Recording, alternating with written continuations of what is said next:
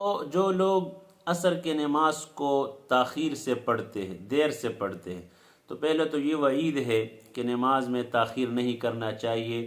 اللہ رب العزت کو سب سے پسندیدہ عمل اول وقت نماز پڑھنا ہے، تو لہٰذا اکثر خواتین اس میں یہ غفلت کرتی ہے کہ وہ عصر کی نماز کو بہت جیسے بس سورج غروب ہو اس وقت پڑھ لیتی ہے، تو لہٰذا اس سے بچنا چاہیے۔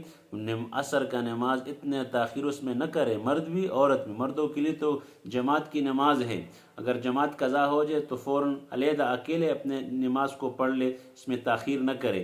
اور عورتیں خاص کر وہ اکثر اس میں غفلت کرتی ہے، اپنی نماز کو دیر تک وہ اس میں تاخیر کر لیتی ہے، تو لہٰذا وقت پہ نہ پڑھنا یہ گناہ ہے۔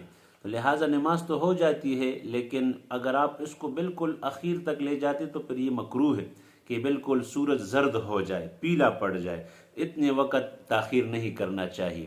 تو لہٰذا کبھی کبھار اگر ایسا ہو تو خیر ہے، لیکن اگر اس کو معمول بنا لے کہ چلو ابھی تو سورج کڑا ہے، پڑھ لیں گے اور پھر آخر میں اس کو لے کر جا کے پڑھ لیتے ہیں، تو یہ مکروہ ہے۔